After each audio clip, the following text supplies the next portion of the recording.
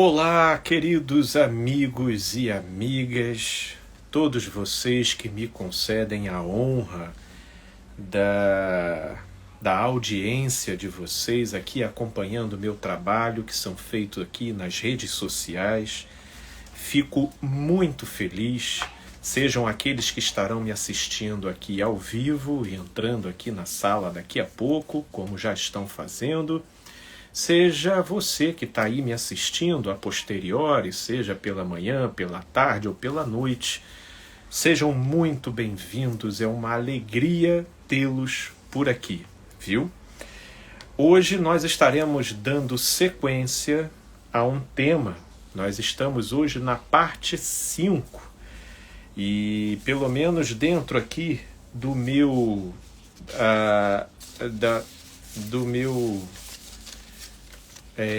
bloquinho aqui de anotações, eu já estou na minha última folha, que apresentam basicamente aqui 3 questões, que é o que eu pretendo conversar hoje. E assim farei com a graça de Deus. E essa primeira questão, ela diz o seguinte: quem trai uma vez, trai outras? Eu creio que essa pergunta ela pode ser respondida sob 2 direções. A primeira delas, eu responderia que sim, versando pela direção daquilo que se criou até um adágio popular que diz: trair e coçar é só começar. E isso pela razão do fato da traição deflagrar um processo psíquico na subjetividade do sujeito que favorece um elemento de compulsão ou de paixão. Isso porque traição, vamos pensar assim, em tese, ela se trata de uma violação de termos estabelecidos entre os envolvidos. Isso feito de modo espontâneo e consciente, né? Somado com o código moral comportamental que a pessoa já carregue nela mesma, a partir do momento que a pessoa passa ao ato de uma traição, ela comete uma violação contra esse limite, contra esse compromisso estabelecido por ela. E isso causa reverberações na psique, dentre elas o fato de que tudo aquilo que é realizado na forma de uma violação, de uma transgressão, isso em si carrega o potencial de uma amplificação do desejo. Tanto quanto tudo aquilo que opera como uma violação, inevitavelmente deflagra, sutil ou escrachadamente, a reação da culpa. Portanto, esses processos deflagrados na psique, dependendo do modo como a mentalidade do sujeito é estruturado, quando ele trai, então é deflagrado níveis distorcidos e amplificados de prazer, de satisfação, ao mesmo tempo que pela culpa, gera-se um nível de tensão e de desconforto que acaba dando ensejo para que aquele prazer que foi primeiramente vivido na traição passe a funcionar como um ansiolítico para satisfazer e amenizar a tensão provocada pela culpa.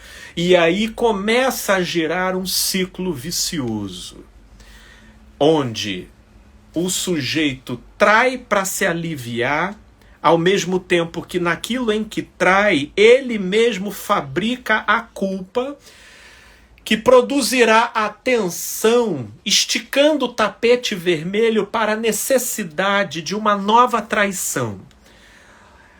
E a essa tensão gerada pela culpa, acaba se criando uma convergência de outros elementos e de outros estresses e tensões, como, por exemplo, desentendimentos existentes entre casais, frustrações do sujeito na relação, ou o fato do sujeito ainda não se autoconhecer e não ter provado determinadas sensações, e pelo modo como a paixão é deflagrada de maneira intensa pela via da traição, ele fica confuso pelo fato de não ter sentido algo igual, pelo menos na relação autêntica e verdadeira com a esposa ou com o marido.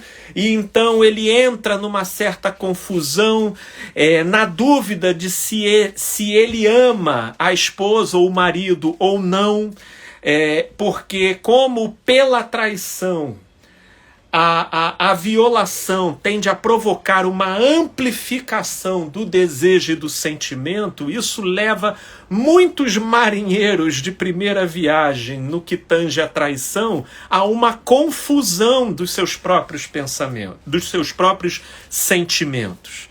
Inclusive, não é incomum a pessoa que trai a primeira vez acabar caindo no conto do vigário, relativo ao fato de achar que não ama mais o seu cônjuge e fazer uma cagada extraordinária, às vezes nem levando em conta o sentimento e a sensibilidade do cônjuge, mas baseado e autorizado pela intensidade da paixão que ele está sentindo pela outra pessoa com quem ele está traindo.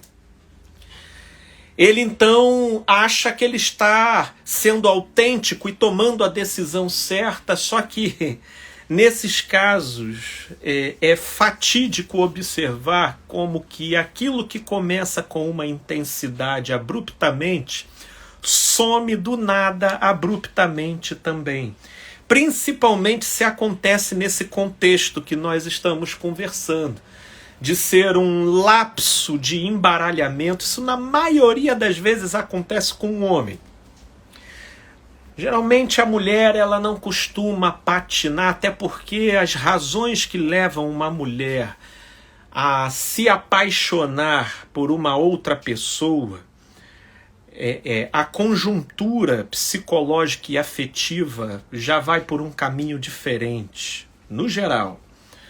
Mas no caso, geralmente, dos homens, né, então o camarada vive para de repente se ver, do nada, esvaziado daquela paixão, para depois retornar com o rabinho entre as pernas, se humilhando e pedindo perdão pela cagada que fez. E aí ele é questionado e encurralado na parede para explicar o porquê que ele fez o que fez, e ele vai dizer que não sabe. Porque, na verdade, ele foi sacaneado pelo próprio inconsciente. Ele foi vítima de uma pegadinha dele mesmo, e por ele não ter se conhecido, ele se permitiu pular uma cerca que gerou dentro dele implicações que num primeiro momento ele tinha certeza de que ele estava no controle da coisa, mas depois de um passar do tempo ele percebeu que na verdade ele estava sendo marionetizado pela coisa. E essa coisa somos nós, são os nossos próprios pontos cegos, são os nossos próprios sentimentos e desejos, que quando a gente ainda não aprendeu a discriminar aquilo que, embora a gente não possa evitar de sentir, a gente não deve alimentar, o sujeito vai dando ibope para tudo quanto é frisson que vai aparecendo dentro dele. Alguns, inclusive, batem com o carro na rua porque não conseguem sequer ignorar um estímulo de uma bunda andante do lado de fora. E aí, batendo o olho, não conseguindo desviar, já dá com a cara, com o carro num poste, né? Então, vai sendo pela via da experiência, né, que a gente vai aprendendo a ignorar certos estímulos, a não dar ibope para certos pensamentos e sentimentos, entendendo que se não podemos evitar de sentir, o caminho então é não alimentá-los, né? Mas isso são coisas que, em geral, a gente vai aprendendo lá na frente. Portanto, ainda aqui apenas desdobrando esse primeiro aspecto da nossa resposta a essa primeira questão, trair e coçar é só começar?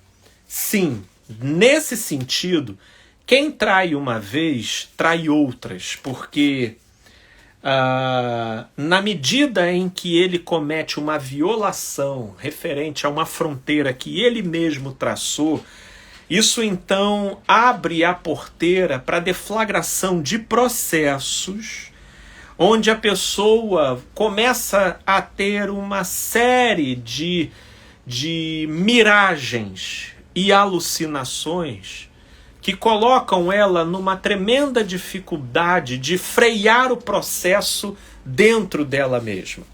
Porque se por um lado aquela transgressão deflagra a culpa e deixa ela mais tensa e mais insegura dentro da relação dela, por outro, a traição, pelo modo como ela deflagra um sentimento muito intenso, por ser algo realizado como transgressão, então existe essa distorção da amplificação da sensação envolvida.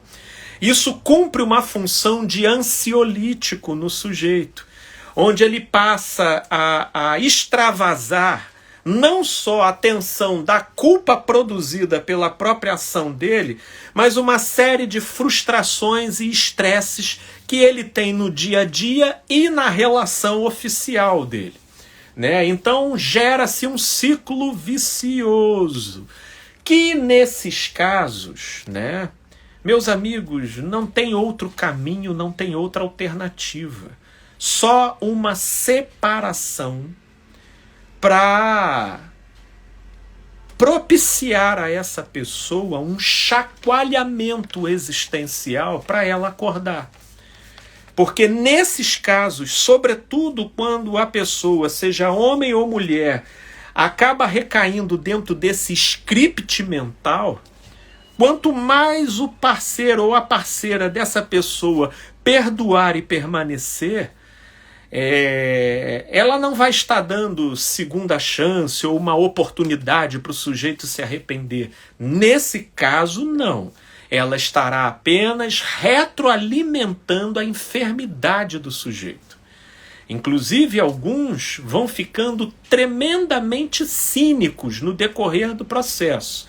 E percebendo claramente ou subjetivamente intuindo a dependência emocional do outro, que embora se descabele e grite e faça desaforos e quebra barraco, mas não separa, mas não se desvencilha, então a pessoa depreendendo essa dependência emocional, tem alguns que ficam cínicos, porque inclusive até como é o caso de uma das questões que me foram enviadas e que eu estive respondendo recentemente, do sujeito ainda dizer para a mulher que a culpa era dela, que ficava procurando, que se ela não procurasse, ela não a iria achar.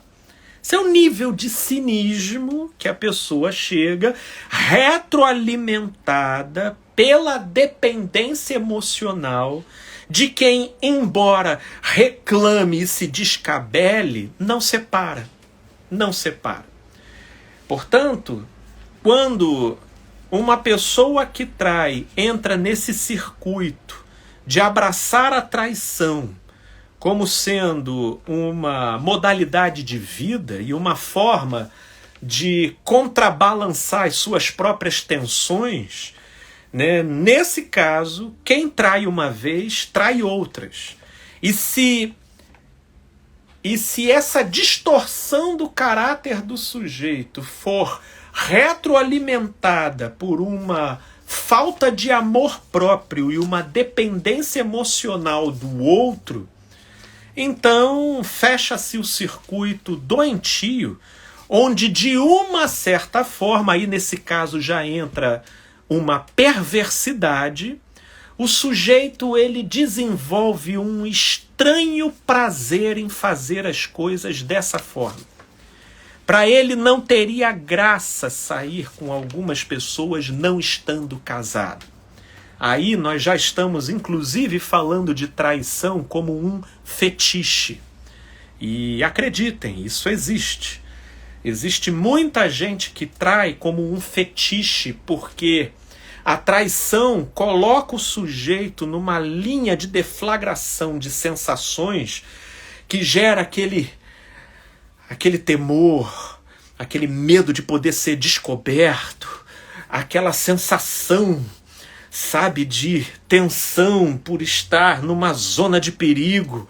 E aí tudo isso vai causando toda uma amplificação, inclusive no tesão, e ali vai sendo extravasada uma série de tensões e de frustrações do sujeito, de modo que o sujeito mais gosta e inclusive vive como um fetiche é a de estar casado e traindo a torto e direito, fazendo disso uma aventura. Alguns nem possuem a clareza objetiva de saber que é assim que eles são, porque tem alguns que por ignorância de si mesmos se fazem ou se tornam sonsos, né?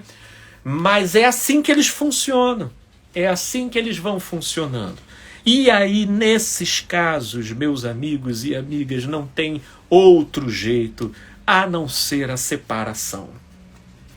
Agora vamos para o segundo aspecto que essa questão traz para a gente. Quem trai uma vez, trai outras? Não necessariamente. Tá? Quem, inclusive, estiver chegando agora, nós já respondemos essa questão pelo seu primeiro aspecto, de que trair e coçar é só começar, e que em muitos casos quem trai uma vez trai novamente, sim. Mas agora eu quero abordar um segundo aspecto dessa mesma questão, onde quem trai uma vez trai outras, não necessariamente. Isso porque, minha gente, no que se trata da alma humana, a gente nunca pode generalizar. Obviamente, pessoas que já passaram pela dor e já vivenciaram o dilaceramento de uma traição, preferem trabalhar com o critério de avaliação de que quem trai uma vez vai trair sempre. E quanto a esses, sinceramente, eu nem recrimino. E por vezes nem sequer falo qualquer coisa acerca disso, porque no fundo enganado eles não estão. Sobretudo se são pessoas que já vivenciaram os transtornos decorrentes de uma traição. Mas, estrito senso, e trazendo aqui para a gente refletir, não seria honesto da nossa parte, sobretudo da minha, que trabalho observando esse fenômeno e essa dinâmica no meu dia a dia, e eu afirmar aqui peremptoriamente que em todos os casos, quem trai uma vez vai trair sempre. Não necessariamente. Eu, inclusive, posso falar para vocês a partir de mim mesmo. O meu primeiro casamento, ele foi um laboratório de muitas imaturidades para mim e creio até que para minha ex-esposa. E eu já traí e tive todas as reverberações e consequências em decorrência disso. Uma delas é o fato do meu primeiro casamento não ter dado certo. Só que chega um momento que é possível que aquilo dali receba uma reorquestração na maneira de ler e interpretar, num reajuste de sentimentos e sensações, e que justamente pelas consequências e pelos transtornos que foram vividos, o sujeito, pelo amadurecimento, desenvolve um saudável temor dessa linha fronteiriça, observando ele com sabedoria o caminho que seja bom. Não porque de modo a não mais trair pelo simples fato de ser algo errado, mas sobretudo porque é algo que não faz bem e no final das contas não carece. Então, voltando aqui para o aspecto, existe o aspecto de que tem gente que trai e não trai outras vezes, mas isso nos remete para a seguinte pergunta: ok, Felipe, mas e quando que eu sei que alguém que traiu uma vez não vai trair outras? Tenho certeza de que você não vai gostar nem um pouco da resposta que eu vou dar. A gente nunca sabe. A gente nunca sabe.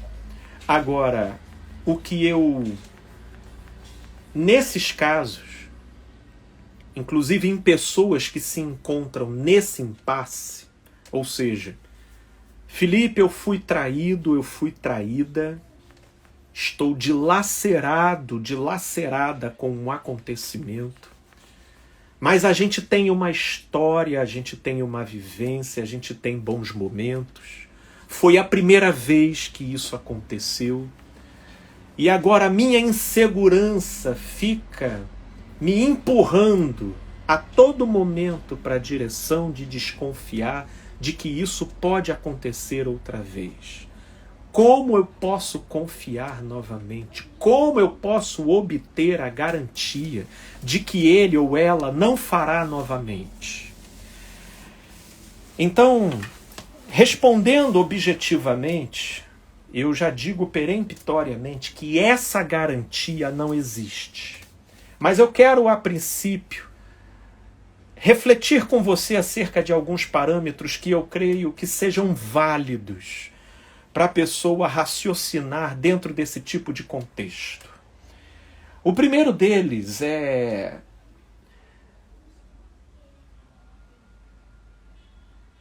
toda pessoa que comete esse tipo de violação, justamente pelos processos que são deflagrados em função da traição no traidor, na pessoa que trai, essa pessoa, ela precisa de consequências. Ela precisa sentir o peso do que ela fez. Eu digo isso porque existe muito cinismo, conforme eu estava até falando anteriormente, que é formado em função do fato de a pessoa que foi traída se ver tão massacrada pelo sentimento de rejeição que ela, e acreditem, em alguns casos, a pessoa abre um quadro de desespero que ela quer fazer de tudo para manter aquela relação, às vezes nem demonstrando o quanto que ela está ferida pela traição que ela recebeu do outro. Esses casos é quase que a receita para que essa traição volte a acontecer. Porque uma pessoa sem amor próprio, ela acaba retroalimentando os processos envolvidos naquilo que leva um sujeito psicologicamente a trair, seja um homem ou seja uma mulher. Portanto, uma pessoa que trai, o que eu costumo recomendar é, mesmo que você ame, mesmo que você encontre dentro de você uma disponibilidade para dar uma segunda chance, mesmo que o dilaceramento da dor sentida esteja sendo suplantado pela história e pelo significado total da relação que vocês tenham, não é recomendável que você simplesmente continue, faça vista grossa para o que aconteceu, ou sequer trate esse tipo de anomalia com normalidade, como se isso fosse normal, ao estilo, mas todo homem trai, né? Porque esse tipo de tratamento, ou até mesmo daqueles que ignoram a traição, o pavor é tão grande de perder o relacionamento que a pessoa finge que não está vendo. Nesses casos é praticamente fatídico que a traição ocorrerá novamente. Portanto, para que uma pessoa possa ter a possibilidade de ser salva da sua própria loucura, ela precisa sentir o peso daquilo que ela fez. Então, eu, em geral, recomendo um afastamento momentâneo. Um afastamento momentâneo. Sim, a pessoa precisa repensar, e até a pessoa que foi traída precisa dar tempo ao tempo para a poeira que subiu na explosão daquela traição possa poder se assentar minimamente do lado de dentro, para a pessoa ter uma visualização do que fazer. Então esse é o primeiro ponto. Consequência. E consequência aqui também eu não estou dizendo perversidade, tá? Porque aí de repente ainda vão ter algumas pessoas que vão pensar: Felipe, eu entendi muito bem o que você está falando. Se me trair, tu vai ver só, eu traio em dobro. Aí não. Porque aí você vai partir para um caráter do tipo depende, né? Que é um caráter que não tem consistência em si mesmo. A pessoa, ela inclusive é capaz de negar os seus próprios princípios dependendo daquilo que o outro faz, quando na verdade um caráter saudável ele se estabelece quando você se permanece inalterável, independente da doença de ser do outro. Então, o que eu falo consequência é algo que dê espaço para ambos, tanto o que traiu quanto o que foi traído, para processarem o acontecido. Entendeu? Mas eu não estou aqui estimulando a perversidade, de modo que a pessoa traída passe a abraçar a ideia de que ela vai se tornar o braço vingativo de Deus contra aquela pessoa, porque se você entrar nessa vibe, vai dar ruim. E aí, pior do que o prejuízo de ter sido traído, você ainda vai entrar num labirinto psicológico e emocional cuja emenda vai ficar pior do que o soneto.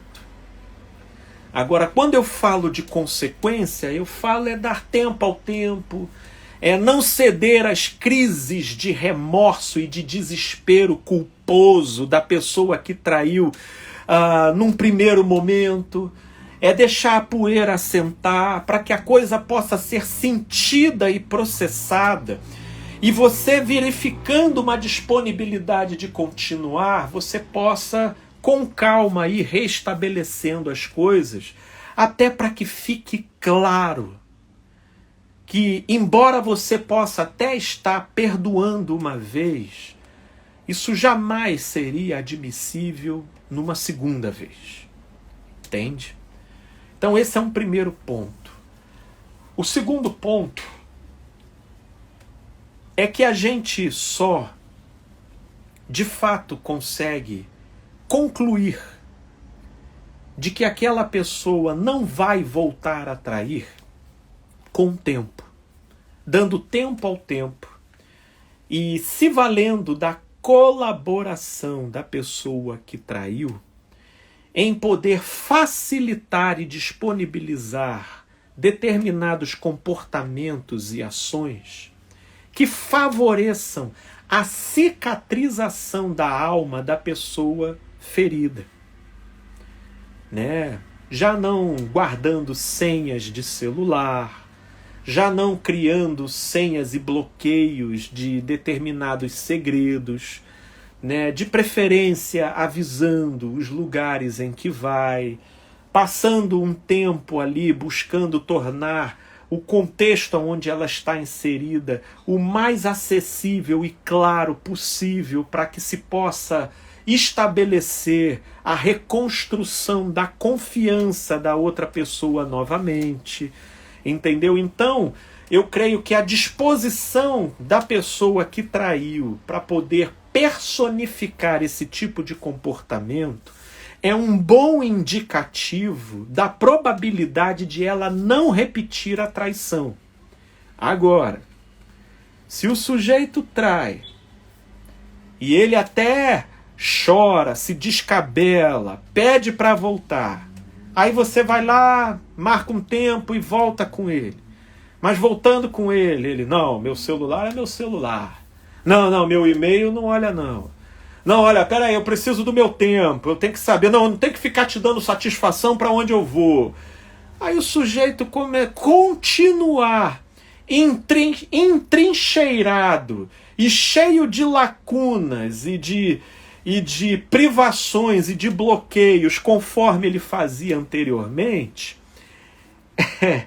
tem coisas que a gente aí já não precisa ser profeta para saber no que vai dar, não é verdade? Então, eu creio que essas sejam algumas dicas práticas que, embora a gente não tenha uma garantia se uma pessoa traiu uma vez, se ela não vai trair outras, né? A gente pode visualizar e depreender determinados sinais, né? Que possam ajudar a prosseguir ou a te convencer de que o melhor é parar, né? Então, eu vou aqui passar para a segunda questão, né? Nós tivemos essa primeira questão, né? Eu vou tentar, vamos ver aqui o tempo, ainda dá tempo. Qualquer coisa, gente, comenta aqui, traz comentários aqui, colocações, que ainda dá tempo de a gente conversar um pouquinho. Mas assim, percebendo aqui, eu estou dando uma olhada, estou vendo que não tem, eu vou partir aqui para a segunda questão. A segunda questão diz o seguinte: uma vez traído, o melhor caminho é trair de volta como forma de resolver a situação? Só assim é possível perdoar? De uma certa forma, sabe, eu já até meio que respondi isso na nossa questão anterior, mas está aqui um tipo de questão que opera na forma de uma ilusão, sobretudo quando a gente pressupõe que a nossa subjetividade é composta apenas da nossa consciência aqui, sabe? A gente pensa que a gente é só essa mente aqui, que nesse momento está aqui olhando para um aparelho de celular, eu no caso para vocês, vocês no caso para mim. Só que a gente não é só isso. Existe uma outra dimensão dentro da gente que a psicologia denomina de inconsciente. E que eu aqui, por uma questão didática, me utilizo de uma terminologia mais popular que eu chamo de alma. Essa dimensão dentro da gente, ela tem vida própria. Tem. Não é por outra razão que hoje em dia existe a psicologia, porque a psicologia, falando a grosso modo, num resumo hipersimplificado, é uma ferramenta da ciência para ajudar a consciência das pessoas a lidar com a sua própria alma. Porque quando essas duas dimensões entram em conflito, aí nasce a neurose, que é quando a gente faz aquilo que a gente não gostaria e justamente aquilo que a gente gostaria de fazer, a gente trava. Então, quando dá um bug entre o Tico e o Teco, entra a psicologia tentando fornecer ferramentas para a conciliação entre as partes. Portanto, Uma pessoa que pense que, uma vez traído, o melhor caminho para se resgatar a propriedade e a confiança é trair de volta, esse é o tipo de pessoa ainda ingênua e ignorante dessa outra dimensão que nos constitui, que é a alma, ou o inconsciente. Sim, porque de um ponto de vista racional, possui uma certa lógica, uma certa estética de lógica funcional você pensar dessa forma, né? Bem, se ele me traiu, então eu traio ele e a gente fica no 0 a 0, né? Como se fôssemos postes de ferro, né? Mas a gente não é, minha amiga e meus amigos. Tanto quem trai deflagra processos dentro de si, quanto quem é traído também. Ambos deflagram processos e ninguém trai impunemente do ponto de vista da sua própria psique. É por isso que, se você abraçar a disposição de personalidade do tipo depende, e eu vejo muita gente nesse tipo de frouxidão de ser, ou seja, eu sou aquilo que depende do que você fizer comigo. Essas são pessoas que, se elas encontrarem pessoas imaturas, maldosas ou distorcidas na vida, será a sua própria sina se distorcer e se deformar também. E aí, meus amigos e amigas, não carece. Não carece. Porque se uma pessoa te traiu, a pessoa que traiu precisa ser a sua própria sentença. Mas na medida em que você trabalha com a lógica de que traí-lo de volta é a solução para equalizar o impasse que foi gerado, você então deflagra processos dentro de você que, em muitos casos, na prática que eu já assisti, acaba o respeito, só dana de fabricar uma série de cicatrizes na relação que fomentam as divisões, as desconfianças e o próprio inferno da relação, de modo que, para se fazer esse tipo de coisa, a pessoa precisa já estar moldada numa perturbação existencial de ser tão grande que para ela não faz diferença o fato de trair ou não trair, porque ela, na interioridade dela, já habita uma vibração infernal de angústia, de culpa, de insegurança, de modo a ela não visualizar diferença entre os termos. E aí, nesse caso, sim.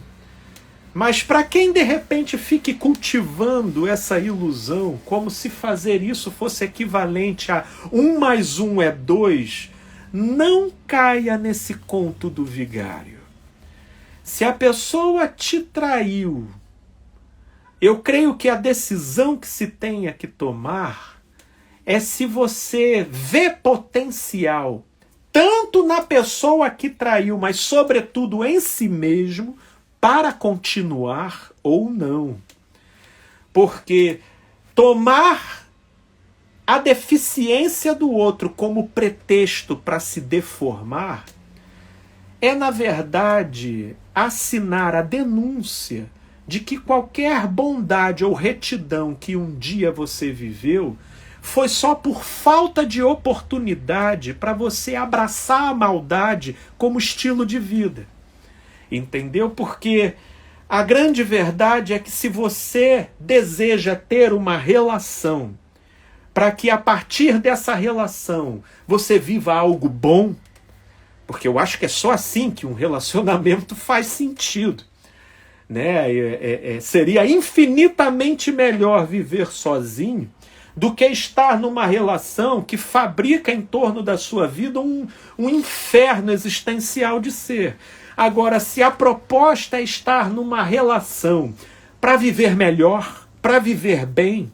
Então, pelo amor de Deus, não se permita esse tipo de autossabotagem, porque é você se utilizar de um expediente que não tem a menor garantia de resolver a situação, muito menos dará conta de agregar qualquer coisa, seja para sua reputação, seja para sua personalidade, seja para sua consciência, de maneira a ajeitar as coisas, mas apenas na ilusão de quem pressupõe existir sem alma. Mas nós temos almas, meus amigos e amigas, e dependendo do modo como a gente se comporta, a gente deflagra processos que lá no início, presumindo que estejamos no controle da coisa, com o passar do tempo, a gente vê que a gente está sendo controlada por ela. E aí, no final das contas, se a coisa já era ruim, porque no caso você foi traído ou traída, a coisa ainda fica pior, porque vão entrando uma série de variáveis que vão se tornando consequências complexificantes da atitude que você tomou supostamente para resolver, mas não resolve. E a terceira e última questão, que eu creio que dá tempo para a gente comentar, e olha, então eu estou tendo até o pressentimento, que eu estou vendo aqui o pessoal a princípio não está escrevendo questão, estou tintindo que a gente termina esse tema hoje, hein? Diz aqui a última questão: quem trai, o tempo passa e ele quase nem lembra mais. Agora, para quem foi traído, nunca esquece. Vira e mexe, a tristeza bate. Isso daqui, na verdade, mais do que uma questão, isso foi um depoimento, né, que foi trazido. Quem trai, o tempo passa e ele quase nem lembra mais. Agora, para quem foi traído, nunca esquece. Vira e mexe, a tristeza bate.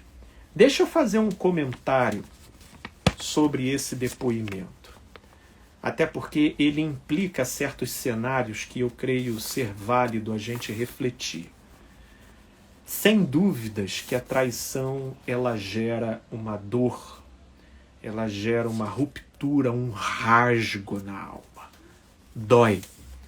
Inclusive, não é por outra razão que lá no início aqui da nossa live, eu estava recomendando que, no geral, sempre depois de uma traição é bem-vindo que a pessoa traída se permita um tempo para o assentar da poeira, um tempo para o reajuste dos sentimentos, porque de fato é uma colisão tão violenta que a dor da traição em si eclodem dentro da pessoa traída uma série de outras coisas, às vezes não resolvidas, do passado da pessoa traída, e vai virando tudo um bolo muito complicado para se lidar.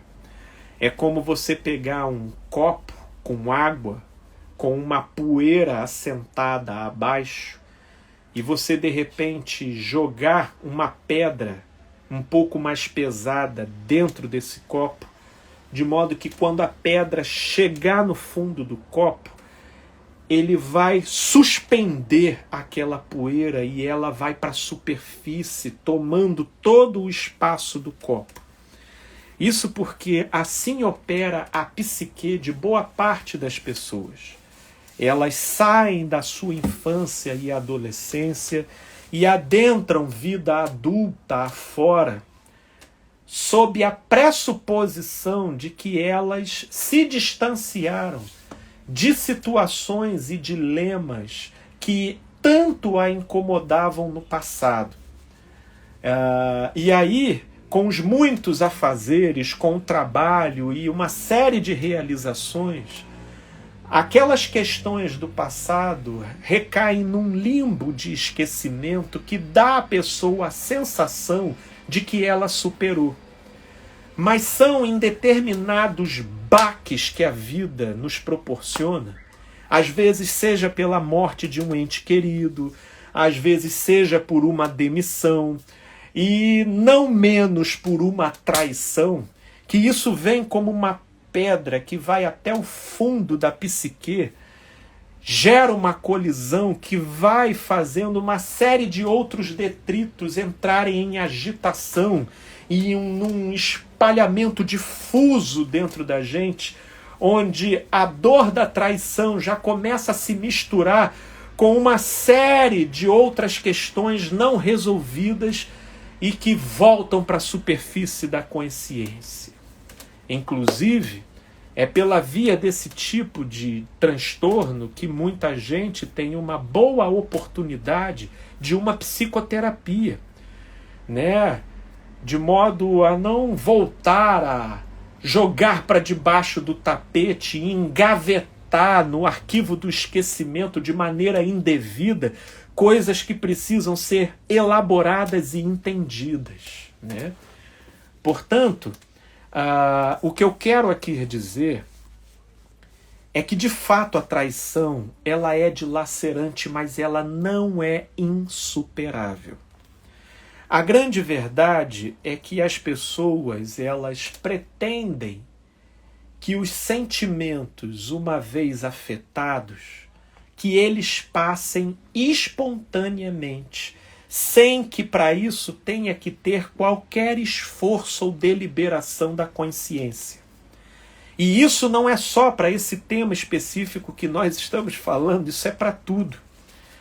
A pessoa, ela entende que ela precisa ter coragem para fazer uma coisa que ela entende que é boa, só que como ela não encontra a coragem dentro dela, então ela não vai, porque ela acha que essa coragem tinha que surgir nela, tal qual uma entidade que entra na gente, e aí a gente fica empoderado e vai lá e faz. Me desculpe, mas não é assim que a banda toca. Existe aquilo que eu costumo chamar de uma atitude em fé. Uma atitude em fé.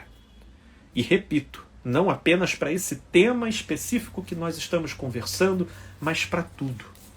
Tudo aquilo que a consciência entender, a saúde e o benefício da direção a ser seguida ou da direção a ser abandonada, mas a pessoa não encontre o devido equivalente de sentimento para tomar aquela atitude, seja para prosseguir ou seja para desistir, ela então precisará de uma atitude em fé, que é uma decisão da consciência que se toma na contramão ou na ausência dos sentimentos que seriam correspondentes para aquela decisão. Por exemplo, a pessoa, ela tem medo de dirigir. Ela tem medo, mas conscientemente ela sabe que o medo é superável, ela sabe que a direção é algo realizável, factível. Racionalmente, ela inclusive sabe que ela é capaz. Mas como toda vez que ela tenta ou ela esboça na mente a possibilidade, surge dentro dela um pavor tão grande, aí ela conclui, então não é para eu fazer. Não é para eu fazer. Ou eu só vou fazer quando a coragem vier como uma entidade dentro de mim e substituir esse medo, aí sim eu vou lá fazer. Mas aí, meus amigos, nesse caso, se você, acometido pelo medo em função de inúmeros condicionamentos do seu passado, do nada você for possuído por uma coragem, isso está mais para esquizofrenia do que para saúde, porque não é assim que a banda toca. Nesses casos, essa pessoa precisará de uma atitude em fé, onde mesmo com o medo ali pulsando, ela vai tomar a decisão de ir lá fazer. E é nesses casos que consistem naquilo que eu quero dizer da consciência capitanear os sentimentos E aí a pessoa, naquilo em que a pessoa vai lá fazendo, mesmo tremendo, mesmo com medo, aos poucos, naquilo em que ela for fazendo, o sentimento vai cedendo, porque a liderança da consciência vai estabelecendo um novo condicionamento e uma nova direção para os seus próprios sentimentos. Pega esse princípio e vamos aplicar aqui nesse tema que nós estamos falando. No que diz respeito à traição, é a mesma coisa.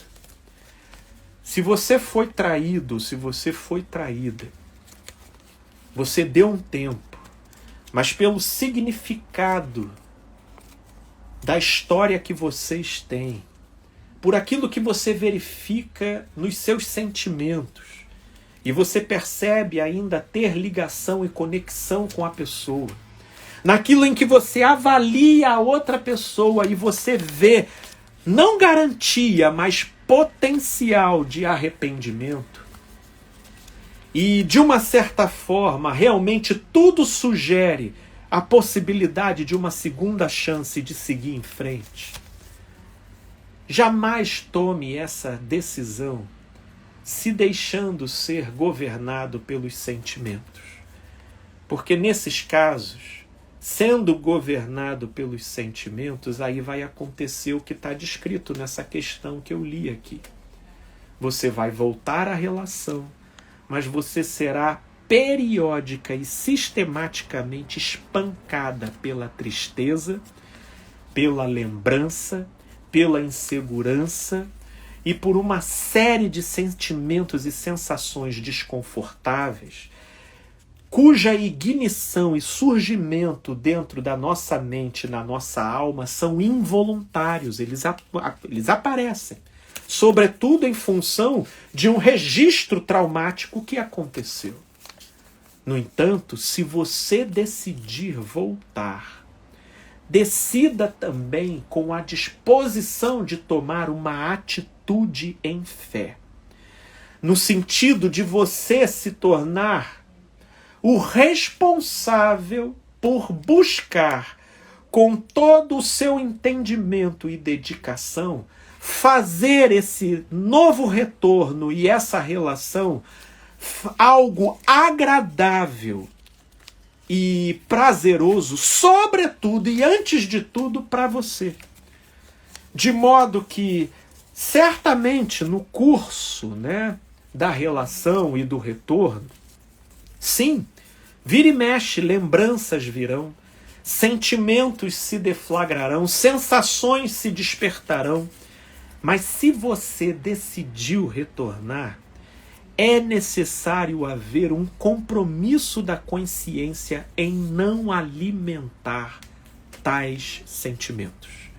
A gente não pode evitar de sentir, mas a gente pode não alimentar muita coisa que a gente sente. E aqueles que assumem essa disposição em fé, com o passar do tempo, vão desfrutando paulatinamente de uma redução desse desconforto e dessas sensações de tristeza, ao ponto de, em alguns casos, e que eu particularmente já vi, de a relação ter até ficado melhor, ter ficado mais plena, mais amadurecida depois de uma tragédia como a traição. Portanto, esse tipo de questão nos alerta para o cuidado da pessoa que foi traída ao decidir retornar, não tomar esse evento como uma ocasião para se autossabotar, reavivando e retroalimentando as reverberações desse acontecimento dentro de si, às vezes para se vingar da pessoa que traiu, mas às vezes apenas para viver se transtornando e infernizando a própria existência numa franca atitude de autossabotagem. Não carece. Não carece. Meus amigos e minhas amigas, se de repente você está até achando um pouco difícil o que eu estou falando, Depois ouve novamente com calma, porque são de suma importância. Isso que eu estou dizendo, e que se você entender adequadamente, olha, eu tenho certeza de que isso pode ser luz para esse caminho tão turvo e nebuloso, pelo modo como deflagra dentro da gente sensações muito intensas e catastróficas, como é próprio da traição fazer. E, meus amigos, no mais, eu quero agradecer muito a presença de todos os que puderam estar aqui participando. Muita gente chegou depois, mas não se preocupem. Esse vídeo vai ficar gravado aqui no meu canal e ainda essa semana, se Deus quiser, será levado lá para o meu canal no YouTube, que se você não conhece, eu te convido a conhecer o canal Felipe Nazarete. Dá um pulinho lá. Se inscreve no canal, ativa o sininho, porque você vai ter ali um ingresso diário de vídeos sobre os mais diversos temas.